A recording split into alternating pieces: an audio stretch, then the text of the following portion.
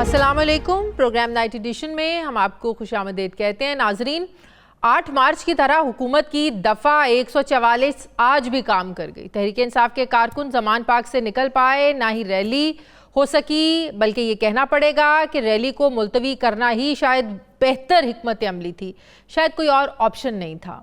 या 8 मार्च की तरह ये पुलिस एक्शन का खौफ था या एक और ज़िले शाह बनने का डर। लेकिन ये हकीकत है कि आज कंटेनर लिए पुलिस की भारी नफरी जिस तरह सड़कों पर नजर आई, उसी तरह तहरीक इंसाफ के कारकुन भी ज़मान पार्क के बाहर इकट्ठे होना शुरू हुए। इससे पहले कि रियासती इदारे और कारकुन आमने सामने आते, पीटीआई की तरफ से रैली को कल तक के लिए मुलतवी कर दिया गया और कल अब रैली का ऐलान किया गया है, जिसको इमरान खान खुद लीड करने जा रहे हैं। कौन चाहेगा नाजरीन कि वो रैली में जाए, पुलिस वालों से अपनी गाड़ी तुड़वाए, गिरफ्तारी करवाए और ज़िले शाह बन जाए। वो ज़िले शाह जिसकी मौत की मुद्दई पुलिस है और मुल्जिम इमरान खान है।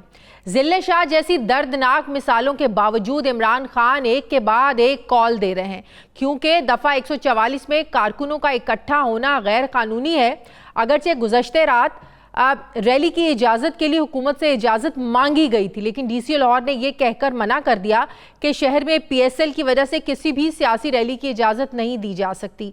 क्या पाकिस्तान तहरीक इंसाफ पर यह समझा जाए कि गैर एलानिया पाबंदी लगा दी गई है कि अब वो कोई सियासी सरगर्मियां नहीं कर सकती? क्या दफ़ा 144 सिर्फ इमरान खान की रैलीज के लिए है? शहर में हमने देखा बहुत सी एक्टिविटीज़ हो रही थी, कहीं हमें दफ़ा 144 का नफाज नज़र नहीं आया। क्या वाकई इमरान खान पर क्रॉस लगाया जा चुका है, जिसका जिक्र इमरान खान करते हैं कि उन पर कांटा लगाया जा चुका है उनके नाम के ऊपर, के इलेक्शन शेड्यूल आने के बावजूद उनको इंतखाबी मुहिम शुरू करने की इमरान खान को इजाज़त नहीं मिल रही है? सवाल उठ रहे हैं कि दफ़ा 144 के कानूनी हथियार को एक सियासी जमात के खिलाफ बार बार क्यों इस्तेमाल किया जा रहा है? क्योंकि सेक्शन 144 एक ऐसा कानून है जिसे हुकूमत कहीं भी कभी भी नाफिज कर सकती है, जिसका मकसद है अमन व अमान की सूरत हाल को बरकरार रखना और शहरियों का तहफ़्फ़ुज़। मगर तारीख़ हमें ये बताती है कि पाकिस्तान में ये इंतज़ामी कानून ज़्यादातर सियासी मकासद के लिए ही इस्तेमाल होता रहा है और आज भी हो रहा है। लाहौर में एक हफ्ते के दौरान दूसरी बार दफ़ा 144 लगाकर तहरीक इंसाफ को रैली निकालने से रोका गया है। अब तहरीक इंसाफ कानून के अंदर रहकर खेलना चाहती है।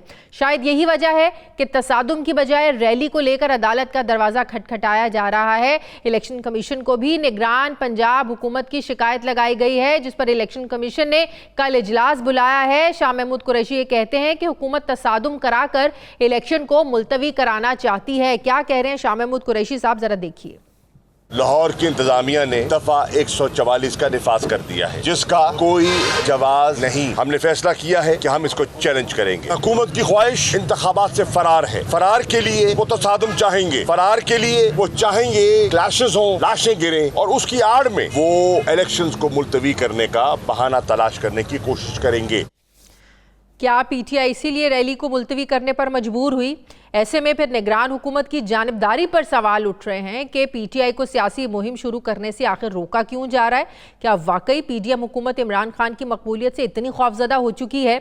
लेकिन सवाल अब ये है कि क्या इमरान खान कल भी रैली निकाल पाएंगे या नहीं? पीडीएम हुकूमत पर यह सवाल उठ रहे हैं कि पहले इमरान खान को ज़मान पार्क में पलस्तर चढ़ाकर छुपने के ताने दिए जा रहे थे, लेकिन आज जब खान साहब ने बाहर निकलने का ऐलान किया तो हुकूमत उनको मुख्तलिफ हरबों से निकलने नहीं दे रही है। क्या हुकूमत इस बार इमरान खान को लेवल प्लेइंग फील्ड देने को तैयार नहीं है? दूसरी तरफ मरियम नवाज रोजाना जलसे और वर्कर्स कन्वेंशन कर रही हैं। आज भी लाहौर में नून लीग की तरफ से वर्कर्स कन्वेंशन हुआ। क्या ये निगरान हुकूमत का दोहरा म्यार नहीं है? क्या दफ़ा 144 इंतजामी फैसला है या इसकी आड़ में सियासी बंदोबस्त किया जा रहा है? क्या पाकिस्तान तहरीक इंसाफ, इलेक्शन कमीशन और अदालतों से इस हवाले से रिलीफ ले पाएगी? क्या वाकई इमरान खान के बाहर निकलने को की जो मुखालिफ सियासी जमातें हैं ये अपने लिए बहुत बड़ा खतरा समझ रही हैं? आइंदा भी इमरान खान का रास्ता ऐसे ही रोका गया तो फिर पीटीआई की स्ट्रैटेजी क्या होगी? सवाल उठ रहे हैं कि कल अगर पीटीआई रैली निकालती है, खान साहब निकलते हैं, क्या खान साहब को गिरफ्तार भी किया जा सकता है? मैं बात करूंगी, मुझे पाकिस्तान तहरीक इंसाफ के सीनियर रहनुमा शिबली फराज साहब ज्वाइन कर रहे हैं। अस्सलाम वालेकुम, बहुत बहुत शुक्रिया शिबली फराज साहब आपका। शिबली फराज साहब, आज जो रैली आप लोगों ने मुलतवी की, क्या इसी खौफ से कि कोई और ज़िले शाह ना बन जाए? क्या इसी खौफ से कि वाकई ये हुकूमत तसादुम की रास्ते पर चल कर इंतखाबात को मुलतवी करवाना चाहती है? बिल्कुल जी।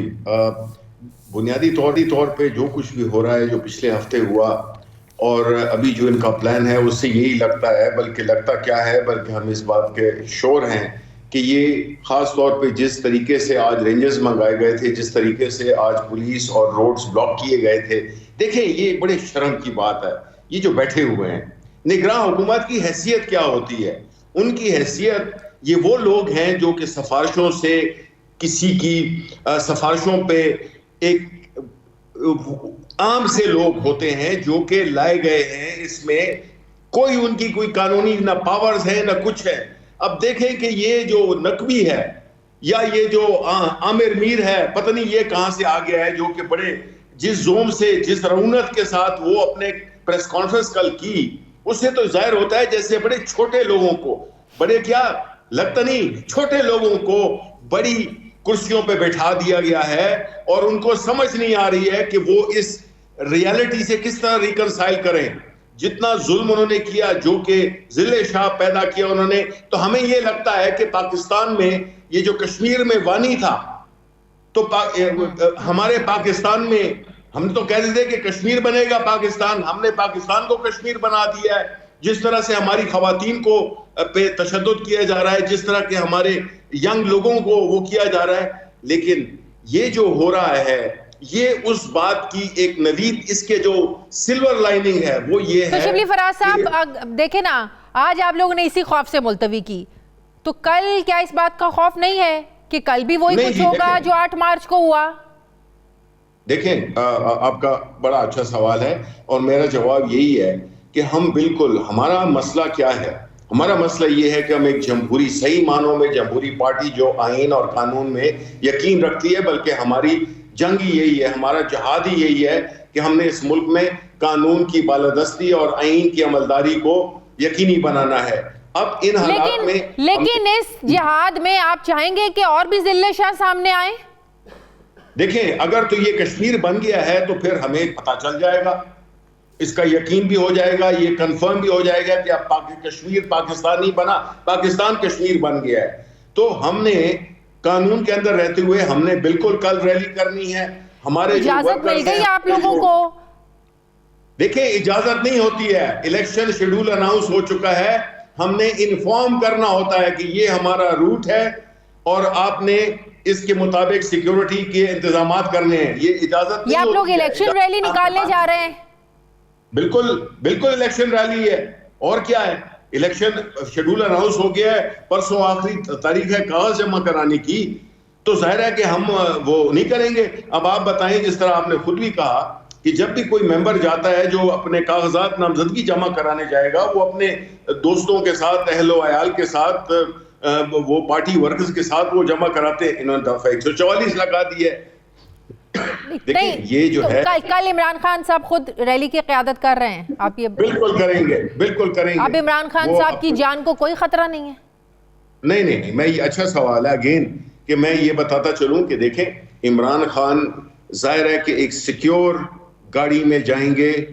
हमने अपनी तरफ से जो भी बॉम्ब प्रूफ वगैरह वगैरह अपने इंतजाम। ये क्या बात हुई? इमरान खान साहब खुद बम प्रूफ गाड़ी में जाएं, कारकुनों को वैसे ही छोड़ दें?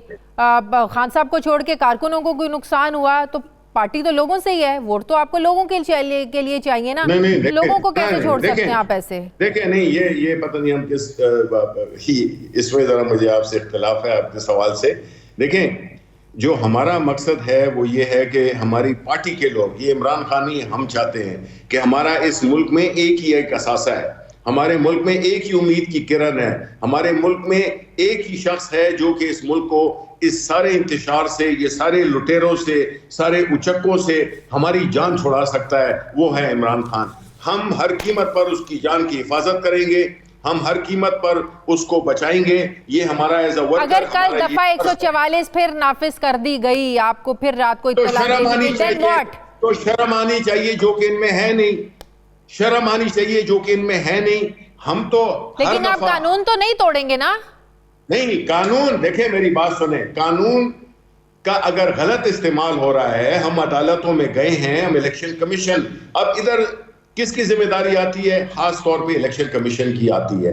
इलेक्शन कमीशन इस वक्त देखें, अगर आप इलेक्शन एक्ट पढ़े, अगर आप आईन पढ़े, जो निगरान हुकूमत का कोई लेना देना नहीं है। ये तो छोटे लोग हैं जो कि कुर्सी पे बैठा दिए हैं, तो जी कहते हैं कि जी मैं इस कैपेसिटी में, और वो प्रेस कॉन्फ्रेंसेस भी करते हैं। सारे ये जो छोटे बोने हैं ना, बोने, ये जो है इनका कोई इख्तियार नहीं है। पूरे मुल्क को पता है कि इनका कोई इख्तियार नहीं है। और इलेक्शन कमीशन शिबली साहब, कल इमरान खान की सेशन कोर्ट में भी पेशी है, कल वहां पेश नहीं होंगे खान साहब? देखें, हमने, हमारे वकील आएंगे और वो जो है तो अपना हमारी जो केस है उसको करेंगे। हमने मांगी हुई है एक सिक्योरिटी अदालत में, खास तौर पे जो F8 की अदालत है वहां पे अगर हमने मांगी हुई है कि हमें सिक्योरिटी दी जाए, वो सिक्योरिटी जो कि एक्स प्राइम मिनिस्टर को ड्यू होती है, वो सिक्योरिटी जगह जगह आप बदले। भाई, जिसने फायरिंग की इमरान खान पे, उसको वीडियो लिंक के जरिए पेशी उसकी होती है। जिस पे गोलियां लगी हैं जिसको, उसको जो है तो कहा जाता है कि एक्सपोज करे। तो इस पादाश में खान साहब अगर कल पेश नहीं होते हैं और खान साहब के लिए फिर टीमें रवाना हो जाती हैं खान साहब को पकड़ने के लिए, गिरफ्तारी के लिए, देन व्हाट? क्या स्ट्रेटजी होगी आप लोगों की फिर? नहीं, देखें, हम अदालत में जा रहे हैं और हम अदालत से रिलीफ मांगेंगे। उनके पास हमने लाहौर हाई कोर्ट में भी हमने पिटीशंस दाखिल की हुई हैं, हमने यहाँ पे भी की हुई है, और हमारा जो केस है वो बड़ा क्लियर है। पहले ऑलरेडी खान साहब पे कातलाना हमला हो चुका है। ये नहीं कि एक मफरूजा है कि सिक्योरिटी के तो इस डर में, इस खौफ में क्या आप लोग इलेक्शन कैंपेन पुरअमन तरीके से कर सकेंगे? खान साहब इस तरीके से आजादाना निकल सकेंगे? देखिए, मैं आपको बताऊं एक बात, वो ये है कि इलेक्शन कैंपेन हम पिछले 9 महीने से कर रहे हैं, 10 महीने से कर रहे हैं। हमें इलेक्शन कैंपेन करने की अब जरूरत ही नहीं है। घर में बैठे हों, इंशाअल्लाह ताला अवाम फैसला कर चुकी है, अवाम फैसला कर चुकी है। हमारे खान साहब भी अगर घर पे भी बैठे हों, हमारे कैंडिडेट्स भी घर पे बैठे हों, उनको निकलने न दिया जाए। इंशाअल्लाह अवाम ने हमें ही वोट देना है, ये फैसला वो कर चुके हैं। तो फिर अगर आपको इस हुकूमत का भी पता है, फिर आम बंदे की जिंदगी खतरे में ना डालें, खान साहब की जिंदगी खतरे में ना डालें, just wait for election date, उस दिन का इंतजार करें आप लोग, बस वोट का इंतजार करें। फिर अपने लीडर की जिंदगी, आम बंदों की जिंदगी क्यों खतरे में डाल रहे हैं फिर आप लोग? देखिए, ये किसी के बाप का मुल्क नहीं है, ये इस पाकिस्तान के अवाम का मुल्क है। किसकी क्या मजाल है कि हमें रोके? क्यों रोके? मतलब है कि हुकूमत के वसाइल इस्तेमाल करते हुए एक गैर कानूनी अहकामात जारी किए जाएं, जिससे कि एक लीगल एक्टिविटी, एक डेमोक्रेटिक एक्टिविटी, एक पॉलिटिकल एक्टिविटी को वो किया जाए, सबोटाज किया जाए। वाई हम हथियार डाल दें? ये मेरे कहने का ये बिल्कुल मकसद नहीं था कि हम बद को घर में बैठ जाएंगे और हमें लोग वोट देंगे। नहीं, मैं ये कह रहा हूं कि हमने ये कैंपेन कर दिया है।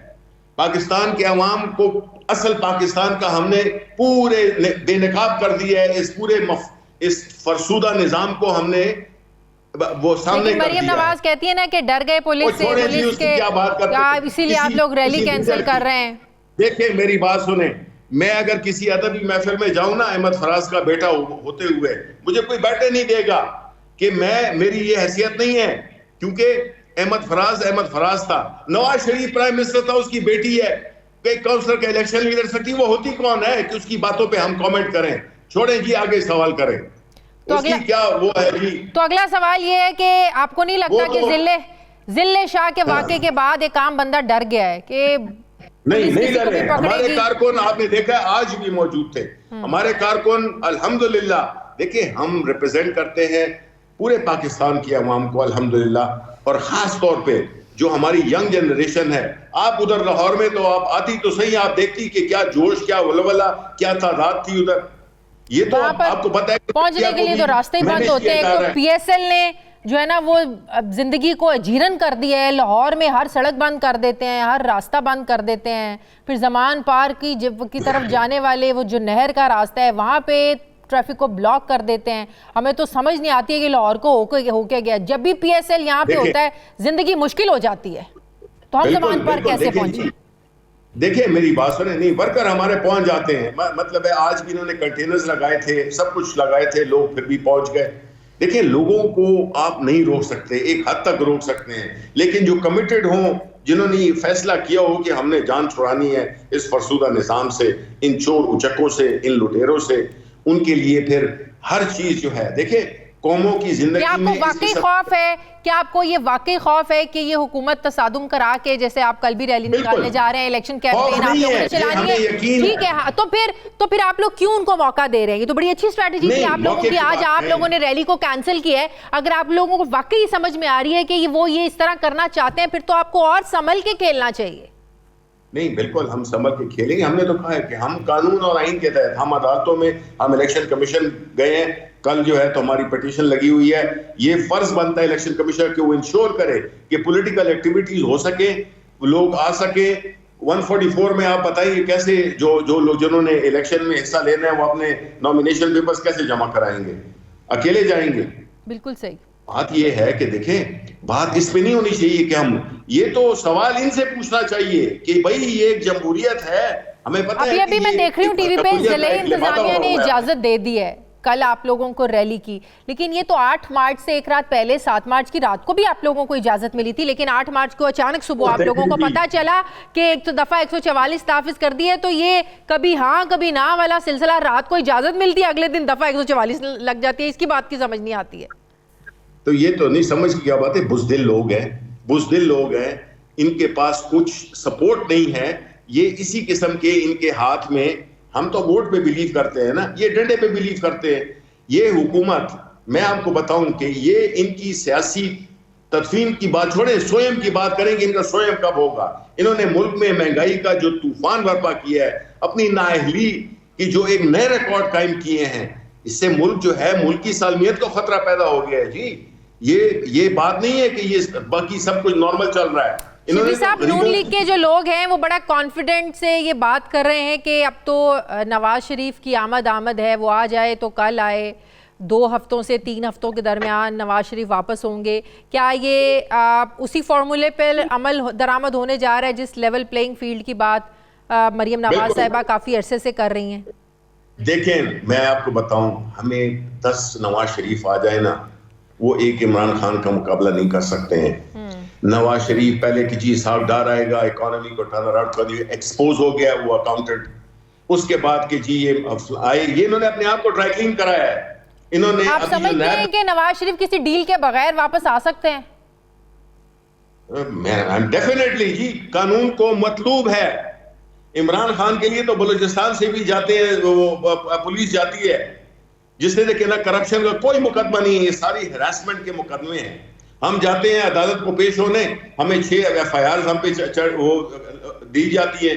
तो दहशतगर्दी की दफा को इतना इन्होंने कम कर दिया है कि जो असल, अब दहशतगर्दों को आप क्या कहेंगे, जो असल दहशतगर्द हैं उनके लिए आप कौन सी दफात इस्तेमाल करेंगे? अगर एक इमरान खान पे या शिबली फराज पे या मुराद सईद पे आपने अगर दहशतगर्दी के पर्चे कायम कर दिए हैं, तो फिर ये जो बैठे हुए हैं, जो कि खुदकुश बैठे हुए हैं, इनको आप फिर क्या, कौन सा वो रुतबा देंगे? बहुत बहुत शुक्रिया। पाकिस्तान तहरीक इंसाफ के सीनियर शिबली फराज साहब मेरे साथ थे। मुझे ब्रेक लेनी है, नाज़रीन वापस आते हैं एक वक्फे के बाद।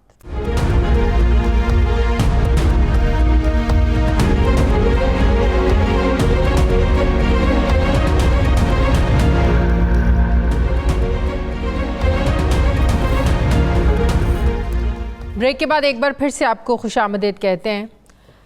नाजरीन, वो आम नहीं, ख़ास था, बहुत ही ख़ास तरह से ज़िंदा रहा और बड़े ही ख़ास अंदाज में इस दुनिया से चला गया। ज़िल्ले शाह एक स्पेशल पर्सन था, फिल्मी डायलॉग सुनाता, नाचता, गाता, सबका दिल लुभाता था। किसी वीडियो में बताता कि मुझे जेब खर्च के तौर पर रोज़ाना अब्बू से 50 रुपये मिलते हैं और मैं करता कुछ नहीं, बस सुबह सवेरे ज़मान पाक आकर अपने लीडर के घर के बाहर बैठ जाता हूँ। वो कभी मिला नहीं था, लेकिन शिकवा नहीं, कोई शिकायत नहीं। टिकट का लालची था, ना किसी कुर्सी का भूखा, फिर भी कई साल से इमरान खान का दीवाना बनकर वफादारी निभाता रहा। उसकी ज़िंदगी की सबसे बड़ी और अव्वलीन मासूम सी ख्वाहिश अपने कप्तान के साथ मिलना और एक सेल्फी बनाना था। सेल्फी की आरजू तो जीते जी पूरी ना हो सकी, लेकिन जिले शाह मर कर खुद को मनवा गया। आज उसकी वीडियोस बार बार देखी जा रही हैं। यकीनन जाते जाते वो इमरान खान को भी ये एहसास दिला गया कि हर कारकुन एक सा नहीं होता। खान साहब वो लाखों में एक नहीं था, बल्कि एक में लाखों था। यकीनन सियासत के बेहिस उसूलों से वो नावाकिफ था। इसकी सुई तहरीक इंसाफ के नज़रिए के साथ ऐसे अटकी हुई थी कि और कोई बात वो सुनता नहीं था। कप्तान के सियासी मुखालिफों के खिलाफ था, लेकिन हमेशा कप्तान के लिए जान देने की बात करता था, और फिर वो सच्चा भी निकला। जिले शाह कारकुनों में एक जाना माना किरदार था। ड्यूटी पर मौजूद सारे सहाफ़ी शाहजी को जानते थे। वहाँ सिक्योरिटी पर मौजूद अहलकार भी उसके दिन रात के गवाह थे। आज जिले शाह के बाप की ज़बान कुछ भी बोले, कुछ ना भी बोले, लेकिन उनकी आंखें सारी कहानी सुनाती हैं। वो अक्सर जिले शाह की तलाश में ज़मान पार्क उनके वालिद आ जाते थे। फिर दोनों बाप बेटा वहाँ बैठकर इक़्तिदार के खेल की आनियाँ जानियाँ देखते रहते। जिले शाह की मौत कत्ल है या एक एक्सीडेंट, ये गुत्थी सुलझने की बजाय उलझती जा रही है। तहरीक इंसाफ इसे पुलिस टॉर्चर से कत्ल कह रही है, जबकि पंजाब निगरान हुकूमत ये कहती है कि ये कार एक्सीडेंट था, जिस पर ड्राइवर का रिकॉर्ड बयान भी जारी किया जा चुका है। लाश ले जाने वाली गाड़ी की फुटेज भी सामने आ चुकी है, लेकिन इससे एक्सीडेंट होने की शहादत नहीं मिलती। इस मासूम मौत की FIR बाप की मुद्दइयत में नहीं की गई, और जो की गई वो उसी लीडर के खिलाफ काट दी जिसका वो जानिसार था। मुकदमे को कंफ्यूज किया जा रहा है, लेकिन मैं आपको ये बताना चाहती हूँ कि एक FIR थाने में कटी है, और ऐसे मासूम शख्स की एक FIR अर्श पे भी कट जाती है, जहाँ फिर ना तो मुद्दइयत बदली जा सकती है, ना ही इन्वेस्टिगेशन में अपनी मर्जी चलाई जा सकती है, और ना ही कोई इंक्वायरी में दबाव वहाँ कोई चलता है। नाज़रीन, मेरे साथ इस वक्त मौजूद हैं डेथ केसेस के एक मशहूर लॉयर मियां अली इशफाक साहब, जिन्होंने सोशल मीडिया के ज़रिए इस केस में बहुत से लूप होल्स की निशानदही की है, बहुत से सवालात भी उठाए हैं, जिन पर यकीनन तहकीकात ज़रूरी हैं। हम दोनों वर्जन को सामने रखेंगे कि निगरान पंजाब हुकूमत क्या बता रही है और तहरीक इंसाफ इसे क्यों कत्ल कह रही है। अस्सलाम वालेकुम, बहुत बहुत शुक्रिया अली इशफाक साहब आपका, थैंक यू, आपने प्रोग्राम के लिए वक्त निकाला। Thank you. जैसे कि मैंने अपने इंट्रो में कहा, बल्कि 8 मार्च के बाद से हम देख रहे हैं कि 2 कहानियां सामने आ रही हैं, एक निगरान पंजाब हुकूमत की तरफ से और एक तहरीक इंसाफ की तरफ से, जो इसे पुलिस की हिरासत में तशद्दुद करार दे रही है। 2 दिन पहले आपको भी पता है निगरान वज़ीर आला और IG पंजाब जो हैं वो मीडिया पर आते हैं, वो फुटेज दिखाई जाती है, उस ड्राइवर का एतराफ़ी बयान दिखाया जाता है बकौल उनके जिनकी गाड़ी के साथ जिले शाह का एक्सीडेंट हुआ। आपको इस कहानी में कहीं लगता है कि जो पंजाब निगरान हुकूमत है उसके मौक़िफ़ में कोई वज़न लगता है आपको? देखें, आपने इसका जो बैकड्रॉप देखना है ना, उसकी बेसिस पे सीरीज ऑफ इवेंट्स को आप डेट वाइज और टाइम लाइन वाइज देखें, और उसकी बेसिस पे एक सिनेरियो आपके सामने आता है जिस पे तमाम अटेंडिंग सर्कमस्टेंसेस को देखने के बाद ये जो प्रेस कॉन्फ्रेंस आई है, जिसमें चीफ मिनिस्टर पंजाब और IG पंजाब ने जो जस्टिफिकेशंस दी हैं, वो कंप्लीटली इसको हम लॉ में कहते हैं कवर अप्स। और ये बिल्कुल ऐसे लग रहा था जैसे कि जो कुछ ये इनकी आफ्टर थॉट्स हैं वो ये रिकॉर्ड पे लेके आए हैं कि कोई ऐसी कैटेगोरिकली ये नजर आ रहा है कि इनकी जितनी स्टोरी है, जो इन्होंने 3 दिन की वर्किंग के बाद एक स्टोरी लाइन लेके उसकी जस्टिफिकेशंस दी हैं, वो अनफाउंडेड है। लेकिन हम इसे स्टोरी कैसे सकते हैं? आप इसको कैसे स्टोरी समझते हैं? आप इसका कोई एंगल हमें बताएं, शेयर करें, आप इसको स्टोरी कैसे कहते हैं? Very pertinent question. देखें, इन्होंने एक स्टोरी क्रिएट की है अपनी ही जो रियासत ने, स्टेट एडमिनिस्ट्रेशन ने जो FIR रजिस्टर की है उससे एक कंप्लीट यूटर्न लिया गया है। देखें, जब आप कानून में किसी शख्स के खिलाफ नामजद FIR रजिस्टर करते हैं, एक या एक से ज्यादा मुल्जिमान के खिलाफ, तो आपने उसकी कोई ना कोई ठोस बुनियाद रखनी होती है। लॉ का एक बड़ा कार्डिनल प्रिंसिपल है कहते हैं the bigger the allegation the stronger the evidence. ये केस एक क्लासिकल केस ऑफ मर्डर है। इसमें एक पूरी की पूरी सियासी जमात और उसके लीडर्स और कारकुनों के खिलाफ, ये जो जिम्मेदारान है उसके खिलाफ 302 यानी कि कत्ल का मुकदमा दर्ज किया गया। तो इल्जाम की नोयत, इससे बड़ी इंसानियत या कानून के जुमरे में कत्ल से बड़ा कोई मुकदमा या ऑफेंस जो है वो अवेलेबल नहीं है। और इसकी जो रिलायबिलिटी थी यानी कि जो लीगल बेसिस थी ये एलिगेशन की, वो जीरो थी। यानी कि कोई ऐसी एविडेंस मौजूद नहीं थी जिसकी बेसिस पे इतनी बड़ी एफआईआर में इतने लोगों को नामजद किया जाता। और उसके बाद आपने ये देखा कि इसका मतलब ये है कि फ्रॉम द वेरी बिगिनिंग जो स्टेट अथॉरिटीज हैं उन्होंने मेलाफाइडली जो है वो प्रोसीड किया एक गलत एफआईआर रजिस्टर करके। उसके बाद आपने ये देखा कि उससे भी पीछे चले जाएं में इतराफी बयान उस ड्राइवर का चलाया जाता है जिसकी गाड़ी के साथ जिले शाह हिट होता है बकौल पंजाब निगरान हुकूमत के। क्या आपके नजदीक इस कानून में उस एतराफी बयान की कोई इंपॉर्टेंस नहीं है, कोई अहमियत नहीं है? देखिए, जब किसी शख्स को कस्टडी में लिया जाता है उसकी कोई भी स्टेटमेंट चाहे वो आप पब्लिक करें, पहली बात तो ये कि जब मैटर अंडर इन्वेस्टिगेशन हो तो किसी शख्स का बयान पब्लिकली जो सा है वो हाईलाइट नहीं किया जा सकता, नंबर 1। नंबर 2, ये कानून में इसको कहते हैं अंडर ड्यूरेस और अंडर कोअर्जन, यानी कि कोई ऐसा शख्स जिस पे आपने एक उसको गिरफ्तार कर लिया और फॉर्मली अरेस्ट करने के बाद आपने उससे कोई भी बयान लिया, उसकी कानून में किसी किस्म की कोई लीगल वैल्यू नहीं है।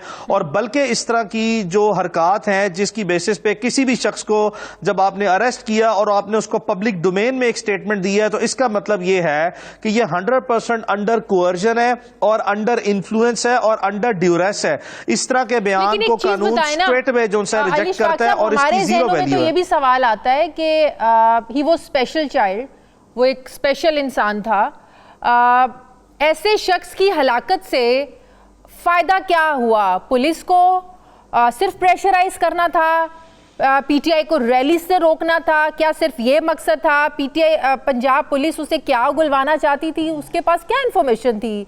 वो तो बेचारा अल्लाह लोग था। फिर पंजाब निगरान हुकूमत जिस पर इल्जामात लग रहे हैं उससे इसको क्या फायदा हुआ इस हलाकत से? देखिए, मैं आपके सामने 2-3 सवालात रखना चाहता हूं। पहली बात तो ये है कि ये जो हमारी स्टेट एडमिनिस्ट्रेशन और अथॉरिटीज हैं, आपने इनका बिल्कुल रीसेंट पास देख लें। मॉडल टाउन सानिया हो या यतीम खाना हो या रावलपिंडी में जो सा है किसी किस्म के कोई झगड़े हों मैसिव लेवल पे, हमारी स्टेट अथॉरिटीज उसको सक्सेसफुली काउंटर करने में बहुत ज्यादा मरतबा नुकसान रही हैं। ये अपनी इनइफेक्टिव स्ट्रेटजी की बेसिस पे बहुत ज्यादा मामलात में ओवर डूइंग कर जाते हैं। एक ऐसे पहलू की मैं आपके निशानदेही करना चाहता हूं जो कि बहुत इंपॉर्टेंट है। हमने देखा कि मॉडल टाउन सानिया में पुलिस के जितने बड़े जिम्मेदारान थे, चाहे वो आईजी पंजाब थे या सीसीपीओ थे या उस वक्त के डीआईजी ऑपरेशन या जो सीनियर अफसरान थे, उन सबको नामजद किया गया। उसके बाद स्टेट अथॉरिटीज में एक पैनिक सा क्रिएट हो गया कि कोई ऐसे जो है वो मैल एडमिनिस्ट्रेशन या अंडर पॉलिटिकल इन्फ्लुएंस जब वो इस तरह के ऑपरेशंस करते हैं तो बाद में उनको जाती हैसियत में ये मामलात भुगतने पड़ते हैं। तो उसके बाद जो इन्होंने अब एक स्ट्रेटजी अपनी स्टेट एडमिनिस्ट्रेशन के लेवल पे यूज की है, ये जो हायर कमांड है पुलिस की, ये मौके से कंप्लीटली गायब हो जाती है।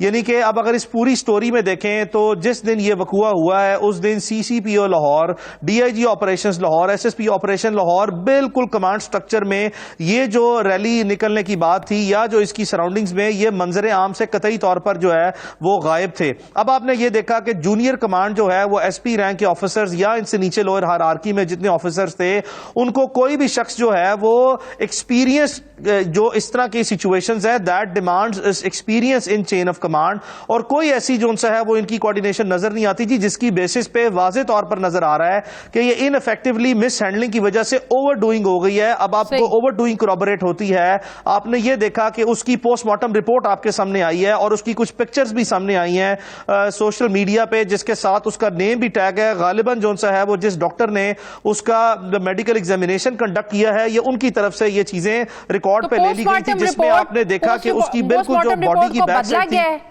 जो एक्सीडेंट कह रहे हैं इसका मतलब पोस्टमार्टम रिपोर्ट पर भी असरअंदाज हो गए हैं ये लोग।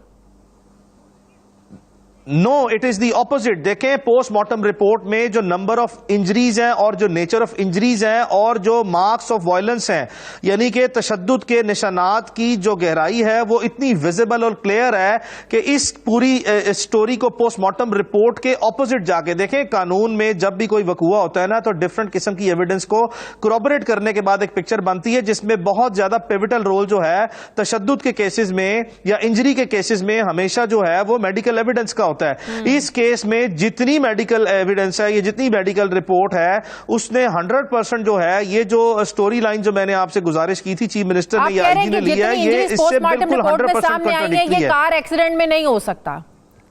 क्या आपकी कमर पे भी पॉसिबल ही नहीं है। देखिए जो लोग क्रिमिनल के निशानात हैं, सर के पिछले हिस्से पे भी तशद्दुद के निशानात हैं, ये एक्सीडेंट में आप कह रहे हैं नहीं हो सकता। This is not possible. जो लोग क्रिमिनल लॉ को रूटीनली डील करते हैं, चाहे वो पुलिस के लोग हैं, चाहे वो मेडिकल डॉक्टर्स हैं, चाहे वो क्रिमिनल डिफेंस लॉयर्स हैं या वो प्रोसिक्यूटर्स हैं, उन तमाम को पता है there is absolutely zero possibility, I repeat zero possibility कि किसी भी एक्सीडेंट के केसेस में नेचर और नंबर ऑफ इंजरीज जो हैं वो इस नोयत की हों, ये मुमकिन नहीं है। देखें ये जो विजडम और एक्सपीरियंस है, ये कानून में इस तरह के हालात और वाकयात में सैकड़ों नहीं हजारों केसेस की बुनियाद पर जो सा है वो इस तरह की सिचुएशन अराइज होती है जिसपे आप अपना ओपिनियन जो सा सरफेस करते हैं। क्या लग रहा है प्रेशराइज किया जा रहा है? एक पुलिस वाला साथ खड़ा होता है, फिर वो बयान देता है कि मैं किसी के खिलाफ बयान नहीं देना चाहता। देखें मैं आपके सामने ये रखता हूं कि एक शख्स जब उस शख्स की जब ये मरहूम की हलाकत हुई तो यही इसके वालिद जो हैं पूरी रात पुलिस स्टेशन में मौजूद रहे एफआईआर रजिस्टर कराने के लिए। उनकी एफआईआर किसी ने रजिस्टर नहीं की। फिर आपने देखा कि नेक्स्ट डे पूरी कोशिश की गई, उनकी एफआईआर रजिस्टर नहीं की गई।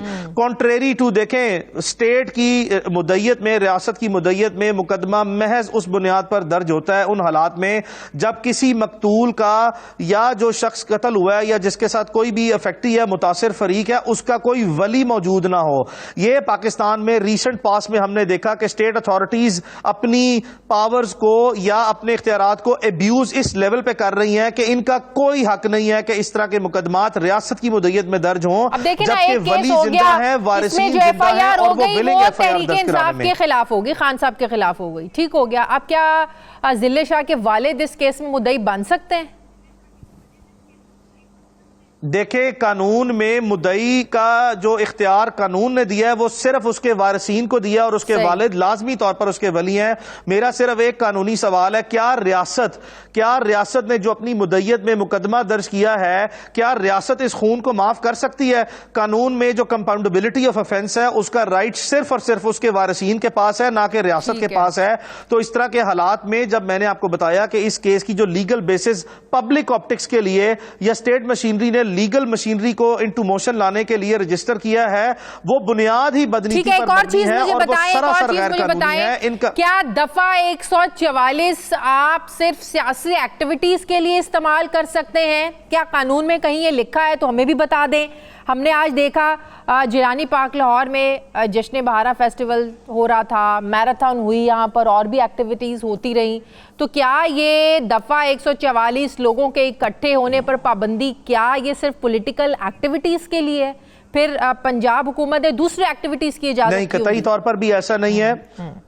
कतई तौर पर भी ऐसा नहीं है। लॉ एंड ऑर्डर को कंट्रोल करने के लिए आप हमेशा 144 इम्पोज करते हैं और उसके जो इवेंट्स हैं वो वेरियस होते हैं, वो सोशल हैं, वो कल्चरल है, वो रिलीजियस हैं, वो हमेशा जो है वो हमारे जिस तरह पॉलिटिकल है, ये this is applicable in all possibilities. यहाँ पे जो आपका सवाल है वो बड़ा पर्टिनेंट है कि हमें चेरी पिकिंग नजर आ रही है कि खास तौर पर बाय डिजाइन नजर आ रहा है कि किसी भी पार्टी की एक जो पॉलिटिकल एक्टिविटी है सिर्फ उस हद तक इसको महदूद किया जा रहा है, जबकि बाकी तमाम जगह पर आज लाहौर में 5 से 7 फंक्शन हो रहे थे, किसी एक जगह पर भी जो है बिल्कुल सही। आखिरी सवाल का जवाब दे दें कि पीटीआई की तरफ से जो जुडिशियल इंक्वायरी का मुतालबा किया जा रहा है, क्या यही एक वे आउट है कि इसमें जो हकायक है वो सामने आ सकते हैं? देखें, इस तरह के कत्ल के केसेस में जहां पे रियासत पे इल्जाम लगे कि ये मर्डर पुलिस वालों की तरफ से हुआ है, जब ये एक ऐसा तासुर कायम हो जाए तो इसका कानूनी आम हालात में यही तरीकाकार है कि ऐसे लोग जो कहते हैं कि हमें आपने ड्यू प्रोसेस के बगैर एक्स्ट्रा जुडिशियल किलिंग की है या इस तरह की नौयत के केसेस जो हैं उसमें एक स्टैंडर्ड मैकेनिज्म जो है वो अडेप्टेड है by the courts, by the law, by the government के वो जुडिशियल इंक्वायरी के थ्रू ही जो है वो प्रॉपर फैक्ट सरफेस होते हैं। और अगर इस केस में भी वो जुडिशियल इंक्वायरी ना हुई तो सवाल ही पैदा नहीं होता कि इंसाफ के तकाजे पूरे हो सके। और आप लाजमी तौर पर देखेंगे कि अभी कोर्ट ऑफ लॉ में उसके वालिदैन की तरफ से या उसके वारिसीन की तरफ से कोई स्टेटमेंट दी गई तो मीडिया की ऊपर जो स्टेटमेंट्स आ रही हैं, टाइम एंड अगेन जो वीडियो आ रही है, it is a product of fraud and it is a product of malice and it is a product of undue, जो उनको हरासमेंट कॉज की जा रही है या अनड्यू इन्फ्लुएंस किया जा रहा है। आप देखेंगे कि कानून में ये सिर्फ पब्लिक ऑप्टिक्स के लिए है, लेकिन कानून में जब उनका बयान रिकॉर्ड होगा तो ऑब्वियसली फिर कानून अपना रास्ता खुद लेगा। बहुत बहुत शुक्रिया मियां अली इशफाक साहब मेरे साथ कानून, बहुत बहुत शुक्रिया आपका। मुझे ब्रेक लेनी है नाज़रीन, वापस आते हैं एक छोटे से वक्फे के बाद।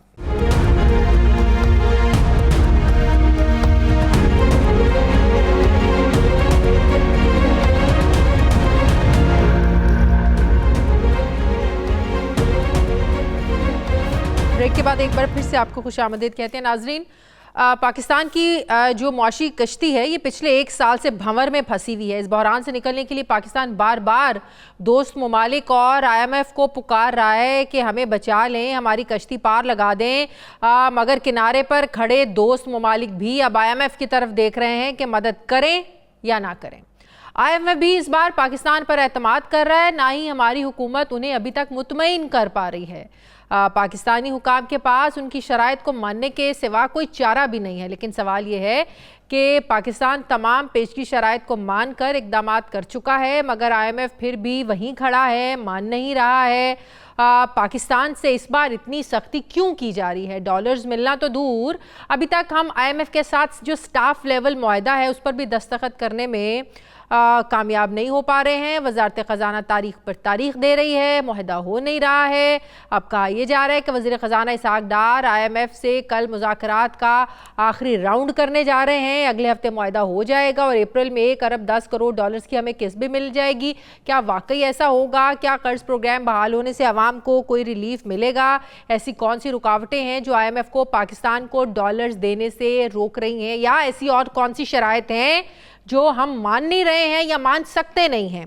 मैं बात करूंगी डॉक्टर शाहिद हसन सिद्दीकी साहब, माहिर मौशियात हमें ज्वाइन करें। अस्सलाम वालेकुम, बहुत बहुत शुक्रिया डॉक्टर साहब आपका। डॉक्टर साहब, बड़ी कन्फ्यूजन है कि पाकिस्तान के मौशी हालात ख़राब भी होते जा रहे हैं, बावजूद इसके कि हम IMF की तमाम शराइत भी मान रहे हैं। हमारे रुपए की कदर भी गिरती है, हमारे यहाँ महंगाई भी हो जाती है, आम बंदे पर बोझ भी बढ़ जाता है, लेकिन IMF नहीं मान रहा। ऐसा क्या करना पड़ेगा पाकिस्तान को, डार साहब को, कि IMF हमें पैसे दे दे? बहुत शुक्रिया आपका। पहले मैं आपसे ये अर्ज़ कर दूं कि अब इस वक्त ये नज़र आ रहा है कि गालिबन परसों तक हमारे IMF के साथ हतमी तौर पर मामला तय पा जाएंगे और मेमोरेंडम ऑफ जो अंडरस्टैंडिंग है उस पर दस्तखत हो जाएंगे।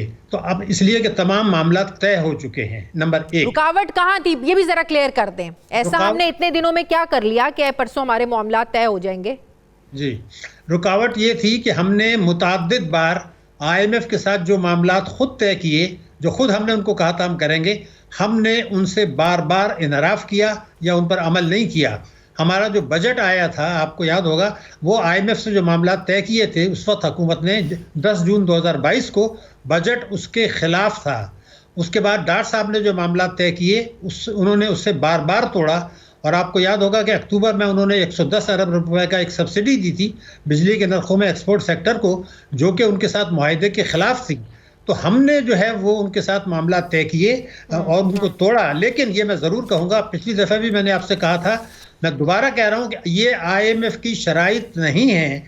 और अब ये बात वाज़े तौर पर इसलिए भी सामने आ गई कि मैंने जब आपके प्रोग्राम में ये बात की थी तो पिछले हफ्ते स्टेट बैंक के गवर्नर ने आके वाज़े तौर पर यह ऐलान किया कि हमने जो डिस्काउंट रेट बढ़ाया है 17% से 20%, ये IMF की शर्त नहीं है। और मैं यही बात मैं आपसे फिर कह रहा था कि जब आप अफरात ज़र या महंगाई को जो चंद महीनों में 21% से 31% पर ले जाएंगे।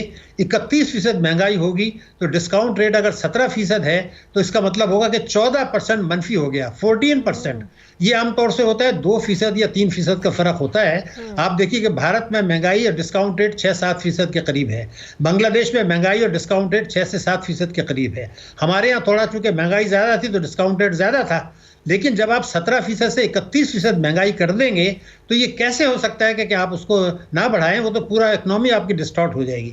तो ये जो कुछ तबाही व बर्बादी आई है, मैं बार बार कह रहा हूँ कि ये गठजोड़ था हमारी हुकूमतों का, हमारे इदारों का, जिसमें स्टेट बैंक भी शामिल है, FBR भी शामिल है, सूबाई हुकूमतें भी शामिल हैं, मौजूदा हुकूमत भी शामिल है, साबका हुकूमत भी शामिल है, सियासतदान भी शामिल है। डॉक्टर साहब, जो परसों हमारे मामला तय होने जा रहे हैं, ये स्टाफ लेवल का मुआहदा भी अगर हो जाता है, हमें पैसे भी मिल जाते हैं, तो इससे किस हद तक स्टेबिलिटी आएगी हमारी इकोनॉमी में?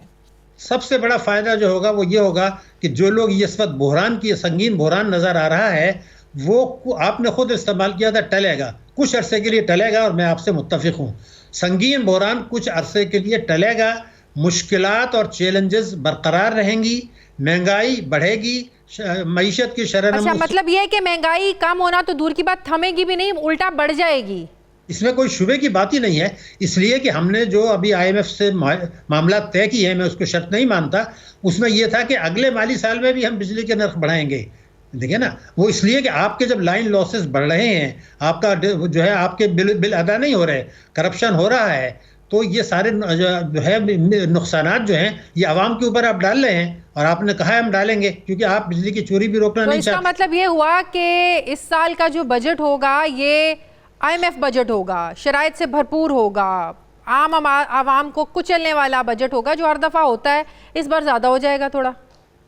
नहीं, इसमें ऐसा होगा कि पहली बात तो ये कि मैं तो इसको IMF का बजट नहीं कह रहा, मैं तो कह रहा हूँ जो मामला हमने उनके साथ खुद तय किए हैं। मैंने आपको बता दूं दोबारा कि IMF की MD ने ये ऐलान किया है, जो सारी दुनिया में पब्लिश हुआ है, कि हमने पाकिस्तान से ये कहा था कि आप मालदार लोगों पर टैक्स लगा दें, मालदार लोगों की आमदनी पर टैक्स लें। हमने कहा कि नहीं जी, वो तो हम नहीं कर सकते, मालदार लोगों से कैसे लेंगे, हम तो अशिया पे लगाएंगे, यानी GST बढ़ाएंगे। तो आपने तो खुद कहा कि हम GST बढ़ाएंगे 17 से 18, आपने तो खुद कहा, और वजीर खजाना ने कहा है कि हमने बिजली के नर्ख इसलिए बढ़ाए हैं कि हमारे रुपए की कदर गिरी। तो आपने रुपए की कदर तो गिरी नहीं थी, आपने तो गिराई थी, क्योंकि जो मुतवाज़ी मार्केट थी, सट्टेबाजी हो रही थी, उसमें मुतवाज़ी मार्केट में 30-40 रुपए तक का फर्क था इंटरबैंक मार्केट से। हम तो कहते हैं कि डॉलर्स हमारे पास है नहीं, तो जो खबरें आए रोज हम देखते हैं, सुनते भी हैं कि डॉलर है लेकिन यहाँ से स्मगल हो रहा है अफगानिस्तान, उसको हम रोकने में नाकाम क्यों हैं?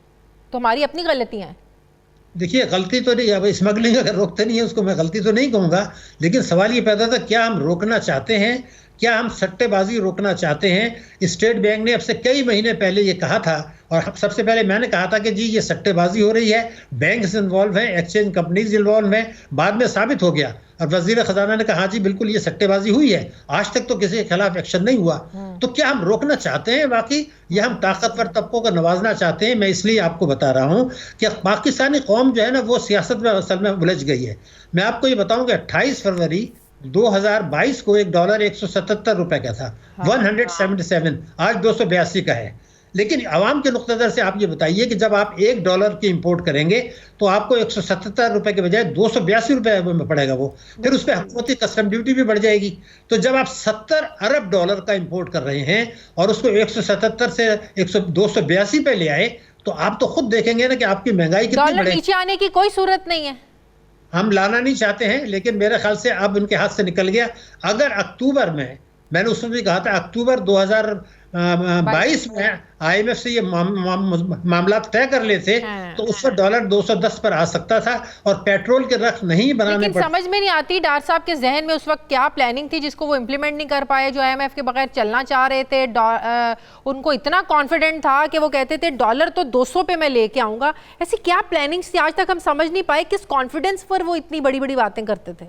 नहीं, मेरे ख्याल से ना समझने की कोई बात नहीं है। अक्टूबर में जिस वक्त ये मौका था कि वो कर लेते IMF के साथ मामला, तो उन्होंने ये किया कि 110 अरब रुपए की सब्सिडी दे दी जो IMF के साथ मामलात के खिलाफ थी।